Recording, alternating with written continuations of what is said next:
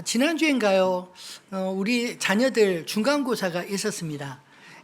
아이들이 시험 때가 되면 얼마나 긴장이 되는지 부모도 덩달아 긴장되지 않습니까? 왜냐하면 아이들이 신경이 그만큼 날카로워져 있고 조그마한 반응에도 욱하는 그런 마음들이 나타나기 때문이죠. 여러분, 우리 아이들만 시험 보는 것일까요? 여러분은 이제 학교를 졸업할 때 이제 시험이 끝났다 이렇게 환호를 쳤을지 모르지만 진정한 인생의 시험은 그때부터 시작인 것을 여러분 느끼지 않으신가요? 몸이 지치고 마음이 힘들고 또 매번 같은 문제 앞에서 한숨이 나올 때면 우리 마음속에 늘 한결같이 올라오는 마음의 소리가 있습니다. 제발 내 인생의 이런 시험들 좀 일어나지 않으면 좋겠다, 이런 생각들이죠. 근데 참 신기하게도 문제 한 가지 풀고 나면 또 다른 문제가 우리 인생 가운데 찾아오는 것을 느끼지 않으시나요? 시험이 이제 다 끝난 줄 알았는데 또 다른 시험이 우리에게 늘 찾아올 때 이 시험이라는 건 끝이 없구나 하는 생각을 갖게 됩니다. 그럼 여러분, 과연 우리 인생에 시험이 없으면 행복해지는 걸까요?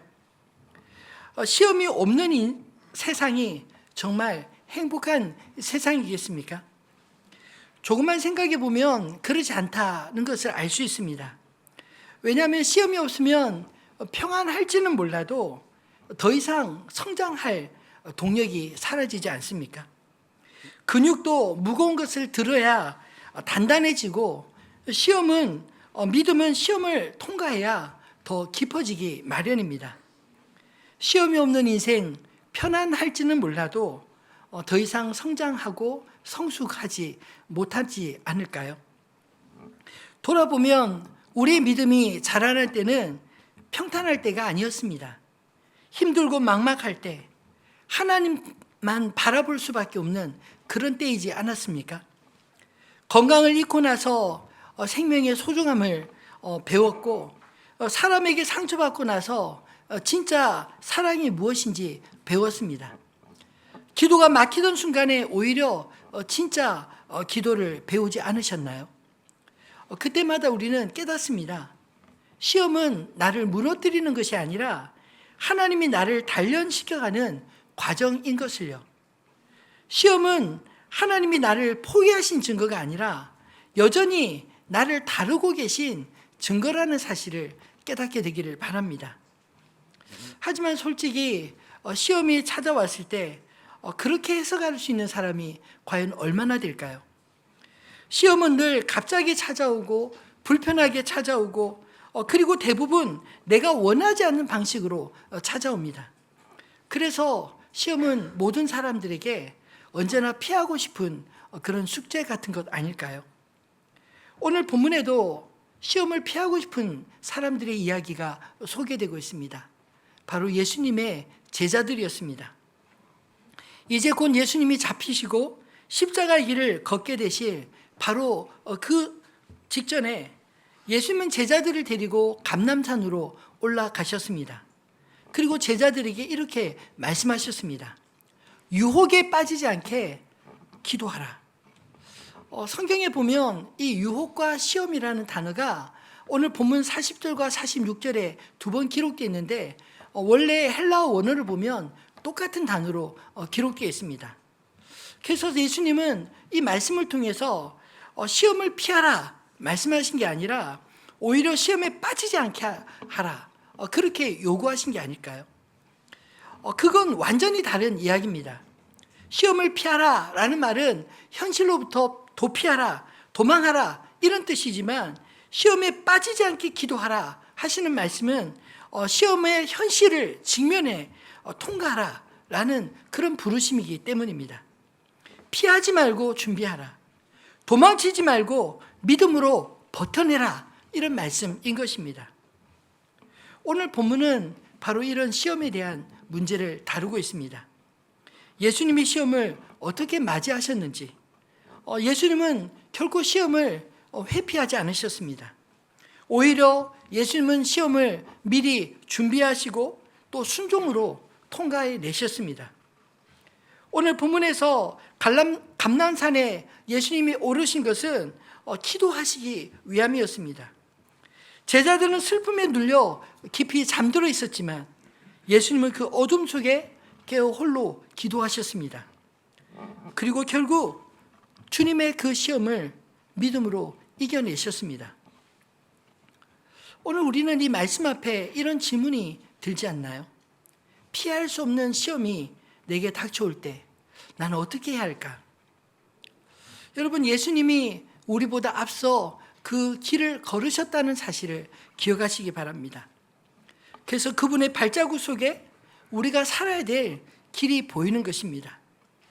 오늘 말씀을 통해 주님이 걸어가신 길 함께 따라가 보지 않겠습니까? 첫 번째로 예수님은 피할 수 없는 시험을 기도로 준비하셨습니다. 39절에 보면 예수께서 나가사 습관을 따라 감람산에 가심에 제자들도 따라갔더니, 예수님은 자신 앞에 닥친 위기의 순간에 습관을 따라 감람산으로 가셨다라고 말씀합니다. 예수님에게 기도는 특별한 사건이 아니라 삶의 매일같이 이루어진 습관이었다는 것입니다. 여기서 이 습관을 따라 이 한 단어가 얼마나 중요한지, 여러분, 예수님은 위기와 평안에 구분 없이 습관을 따라 기도하셨던 분이 아닌가요? 늘 하시던 대로, 늘 기도하시던 그 자리를 지키셨습니다. 우리는 어떤가요? 위기가 닥치면 그제서야 정신이 번쩍 나서 이제 기도해야겠다, 이렇게 갑자기 무릎을 꿇지 않으시나요? 근데 예수님은 자신에게 다가올 십자가의 고난을 앞두시고서도 평소처럼 기도의 자리를 가셨습니다. 시험을 맞이하셨지만 당황하지 않으셨습니다. 왜냐하면 기도의 자리는 이 자리에서 이미 준비되어 있었기 때문입니다. 예수님의 기도 습관은 성경 곳곳에 기록되어 있습니다. 누가복음 5장 16절에는 예수는 물러가서 한적한 곳에 기도하시니라. 이 상황은 예수님이 자신에게 몰려오는 사람들로 바쁠수록 오히려 한적한 곳에서 기도하는 것을 쉬지 않으셨다 하는 것을 말씀합니다. 또 마가복음 1장 35절에도 새벽 아직도 밝기 전에 예수께서 일어나 나가 한적한 곳으로 가사 거기서 기도하시더니, 이 말씀도 그날 하루 종일 주님이 말씀을 전하시고 병든 자를 고치시고 하루 종일 바빴지만 그날 누구보다 일찍 새벽에 일어나 주님이 먼저 기도로 하루를 시작하셨다, 이야기를 말씀하고 있지 않나요? 예수님이 십자가를 앞두신 가장 결정적인 순간에도 바로 평소 기도하시던 대로 주님은 한적한 곳에 가서 기도하셨습니다. 그리고 바로 그 자리에서 제자들에게 이렇게 당부하셨습니다. 40절에 그곳에 이르러 그들에게 이르시되 유혹에 빠지지 않게 기도하라. 이 말씀은 시험이 다가올 것을 이미 아시는 주님께서 제자들에게 깨어있으라 하신 명령입니다.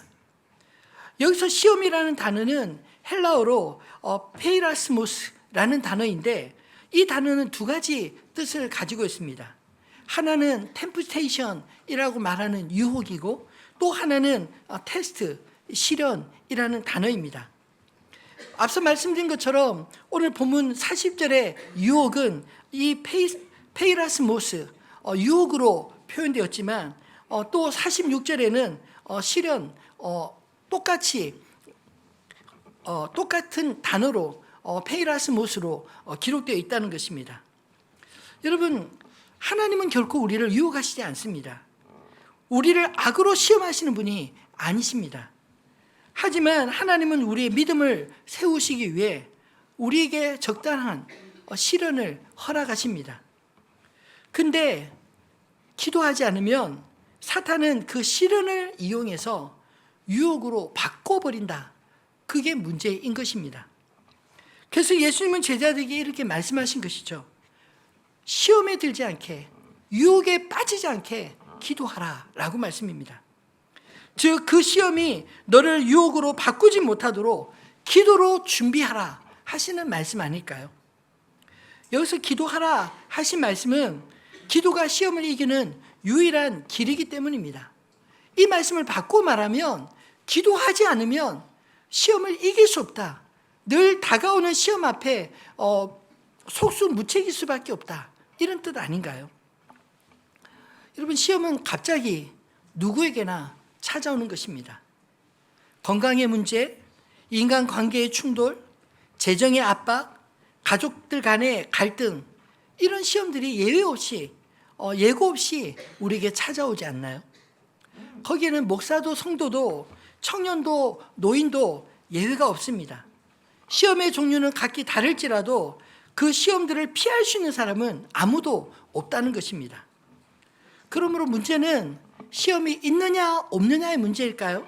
아니면 그 시험을 어떻게 준비하느냐, 그것이 문제이겠습니까? 예수님은 어떻게 준비하셨을까요? 41절 말씀에 보면 그들을 떠나 돌 던질 만큼 가서 무릎을 꿇고 기도하여, 이렇게 말씀합니다. 예수님은 함께 제자들과 감람산에 오르셨지만 제자들과 잠시 거리를 두셨습니다. 왜냐하면 이 기도는 홀로 감당해야 될 영적인 씨름이었기 때문입니다.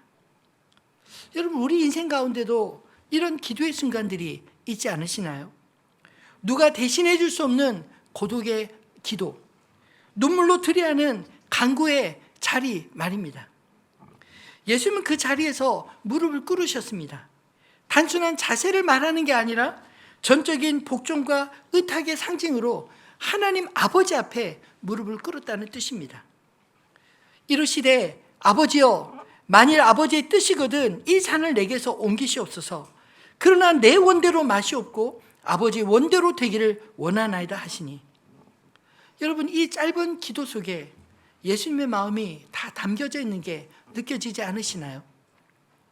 인간으로서의 두려움과 하나님의 아들로서의 순종이 맞붙이는 바로 그 자리에 주님은 무릎을 꿇으신 것입니다. 이 기도는 결코 형식적이지 않았습니다. 히브리서 5장 7절은 예수님의 이 기도를 이렇게 설명하고 있습니다. 같이 읽어볼까요?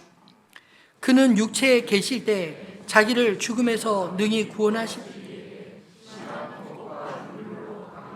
소원을 올렸고 그의 경건하심으로 말미암아 들으심을 얻었느니라. 아멘.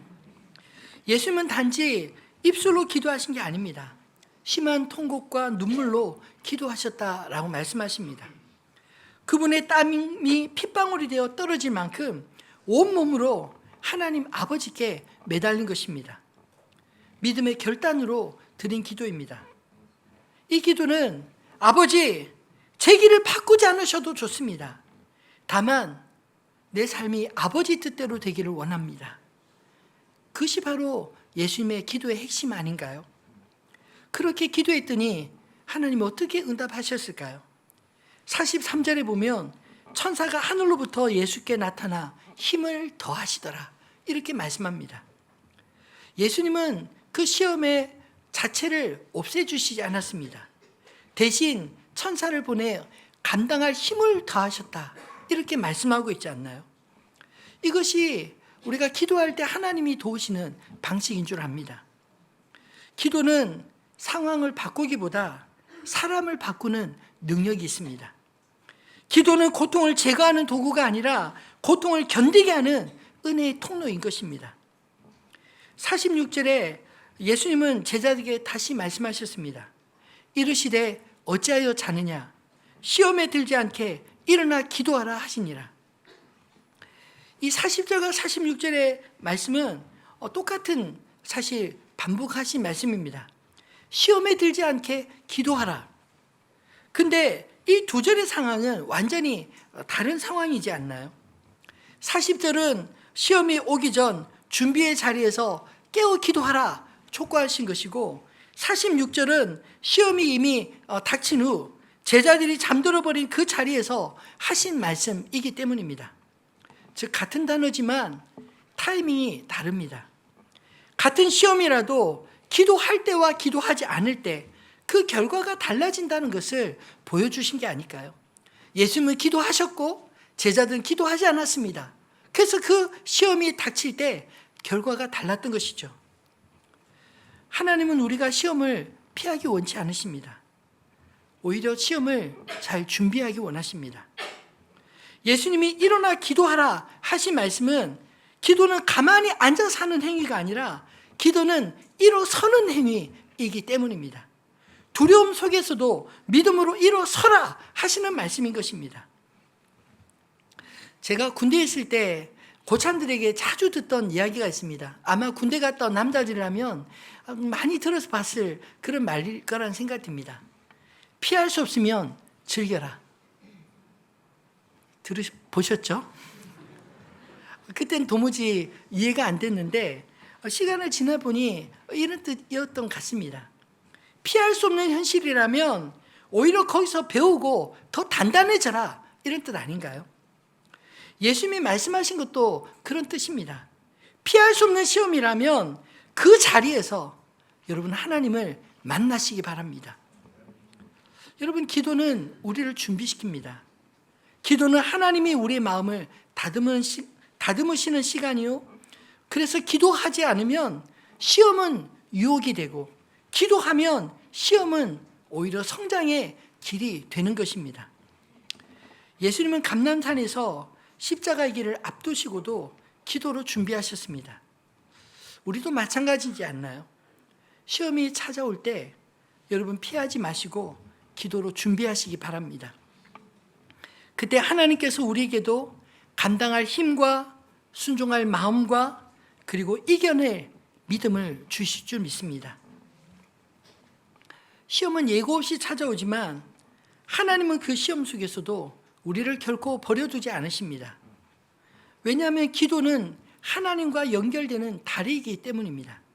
그러므로 시험이 오기 전에 기도하고 시험에 닥쳐도 기도하고 시험을 통과한 후에도 기도하시기 바랍니다. 그것이 예수님이 가르쳐 주신 승리의 길이기 때문입니다.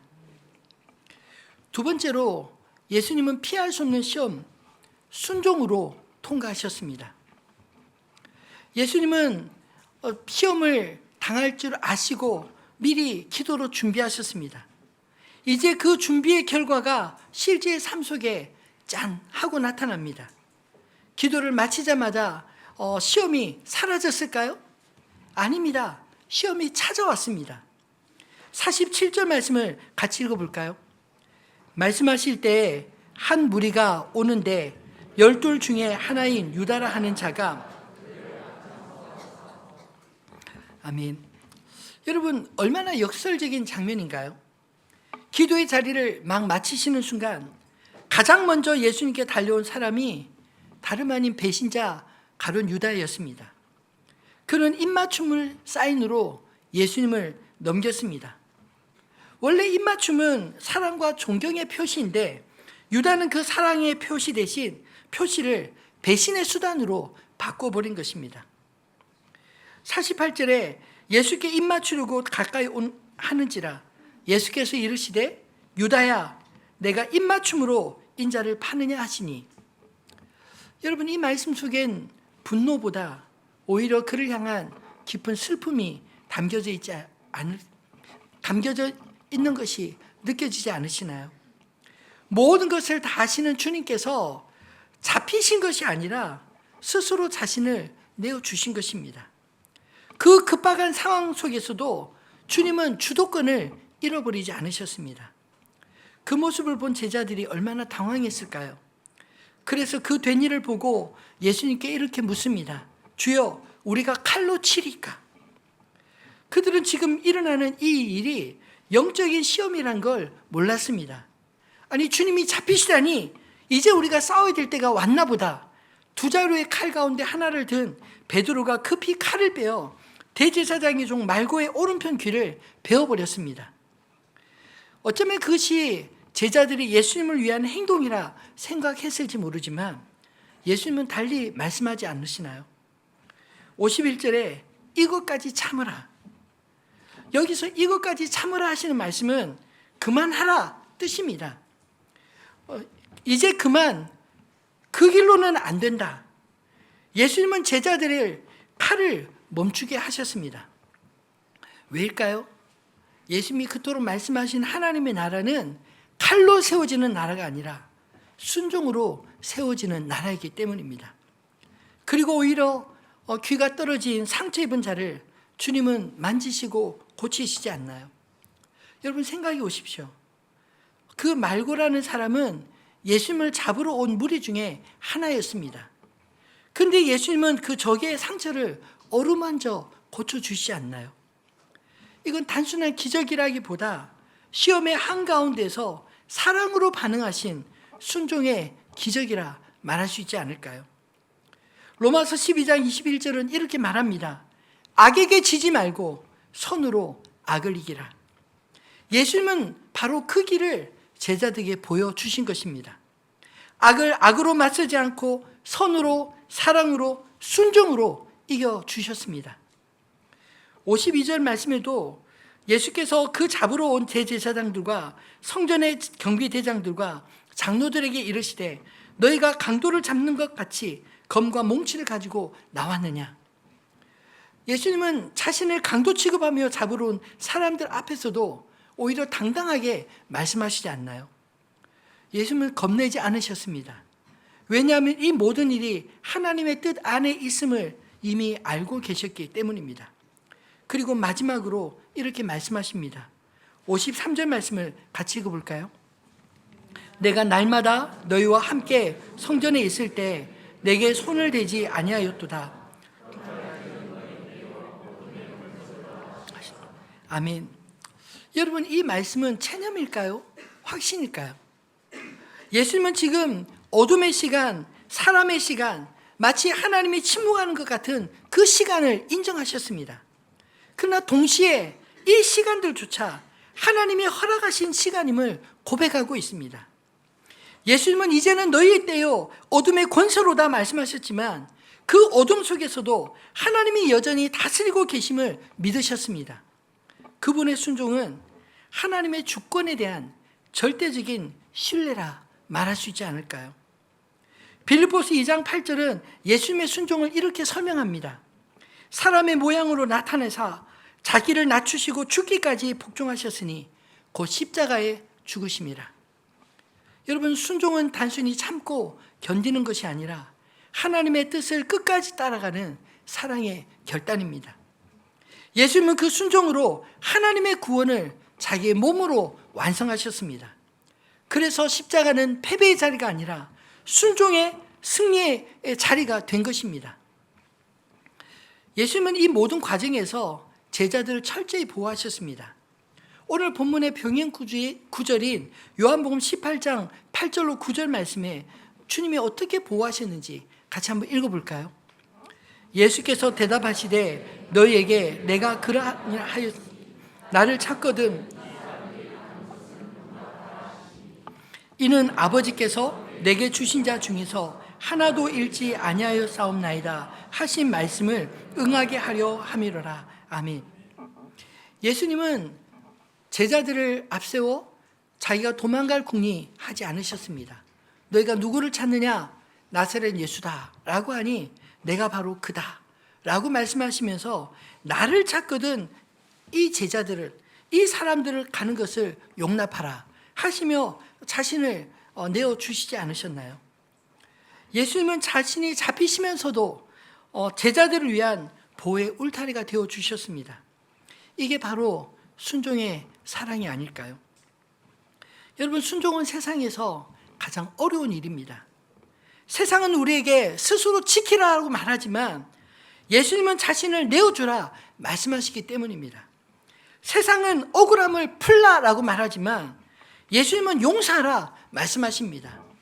세상은 힘으로 맞서라 하지만 주님은 사랑으로 이기라 말씀하시지 않나요? 여러분 순종은 세상의 논리로 결코 이해되지 않습니다.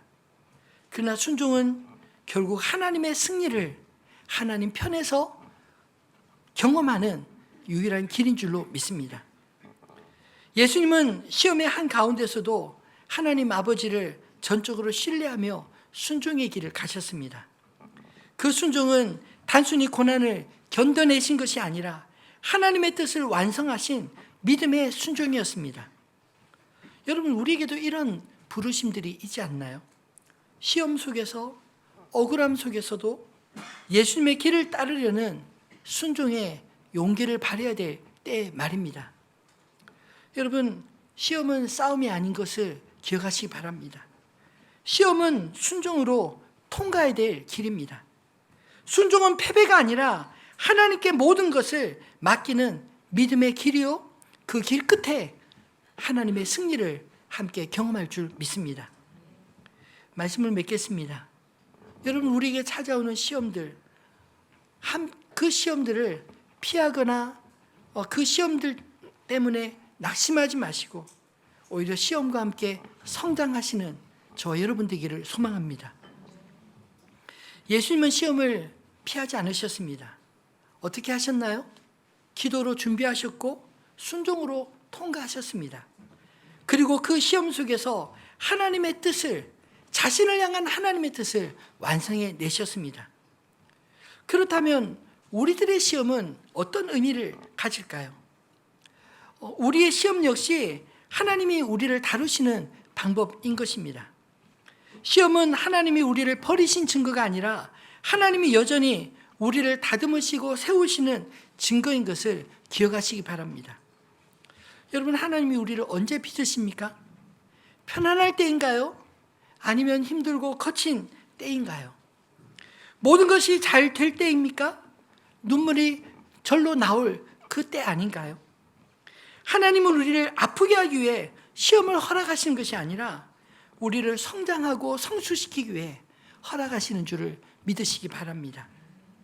야고보서 1장 2절로 4절은 시험에 대한 우리의 자세를 이렇게 말씀하고 있습니다. 함께 읽어보겠습니다. 내 형제들아, 너희가 여러 가지 시험을 당하거든 온전히 기쁘게 여기라. 이는 너희의 믿음의 시련이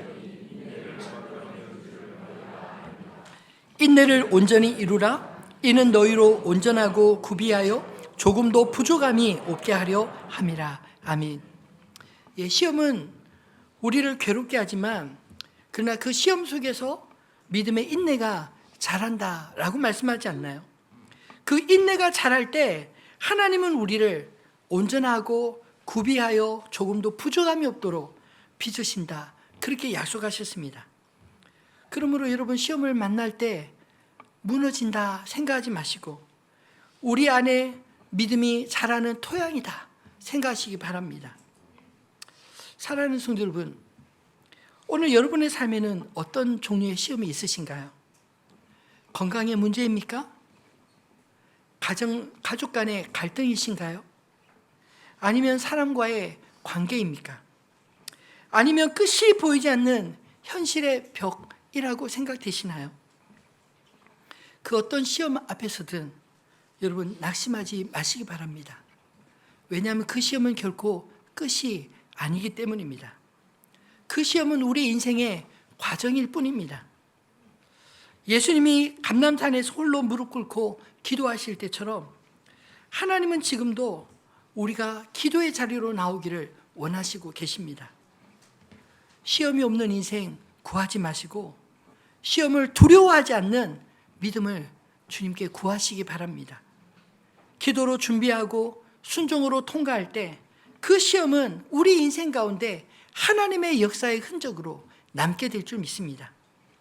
로마서 8장 28절에 우리가 알거니와 하나님을 사랑하는 자 곧 그의 뜻대로 부르심을 입은 자들에게는 모든 것이 합력하여 선을 이루느니라.